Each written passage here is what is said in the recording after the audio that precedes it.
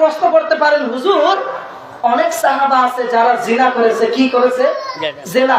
সাহাবে ইকরামকে সত্যের মাপকাঠি ওরা মানতেছে না, জামাতে ইসলাম বা ইসলামের দলের নাম দিয়া তাদেরকে আপনি গালি দিচ্ছেন ইসলামের দুশমন বলে।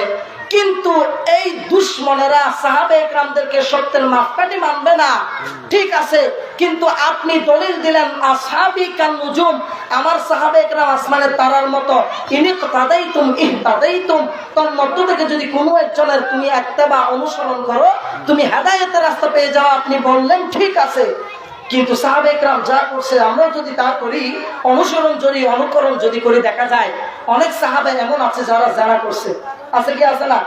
আপনারা বলতে পারেন তো হুজুর আমিও কি জানা করবো? আমি বলবো আপনিও জানা করেন। আপনিও অবাক হচ্ছেন মনে হয়। জানা করেন, করার পরে সাহাবা কি করছে সেটা দেখেন। সুবহানাল্লাহ।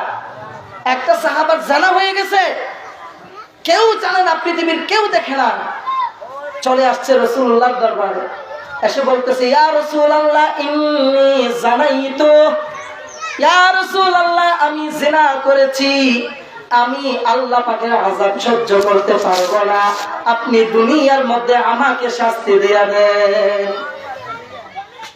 তখন রাসূল পাক সাল্লাল্লাহু আলাইহি ওয়াসাল্লাম মুখ ফিরিয়ে নিলেন, বলতেছে পাগল হয়ে গেছে মনে হয়। আবার ওই সাহাবা এদিক দিয়ে আসলেন, আসার পরে বলে ইয়া রাসূলুল্লাহ ইন্নী যাইতু, আমি জিনা করেছি, আমাকে শাস্তি দেন। রাসূলুল্লাহ আবার মুখ ফিরে গেছে, এদিক দিয়ে আসলেন, ইয়া রাসূলুল্লাহ ইন্নী যানাইতু, আমি জানা করেছি। তিনবার হওয়ার পরে নবীজি বলেন তুমি কি পাগল হয়ে গেছো? সে বলে না না আনা মাজনুন, আমি পাগল হই নাই। আবার জিজ্ঞাসা করে তুমি কি মদ পান করে আসছো? না। তুমি কি সত্য কথা বলতেছো? হ্যাঁ সত্য কথা বলতেছি, আমাকে শাস্তি দেন, আমি জিনা করেছি। তখন রাসূল পাক সাল্লাল্লাহু আলাইহি ওয়াসাল্লাম তাকে শাস্তি দিলেন, হক কায়েম হলো, তাকে পৃথিবী থেকে বিদায় হয়ে গেল, আল্লাহ পাক তার উঠাইয়া নিয়ে গেছেন, পাথর মারতে মারতে মরে গেছে। তাহলে কেউ যদি বলে সাহাবে ইকরামের অনুসরণ করা যাবে না, সাহাবে ইকরাম সত্যের মাপকাঠি না, এরকম দুঃসাহস যদি কেউ কথা এরকম কটূক্তি ভাষা যদি বলে, আপনারা তাদের পক্ষে যাবেন না বিপক্ষে? বিপক্ষে।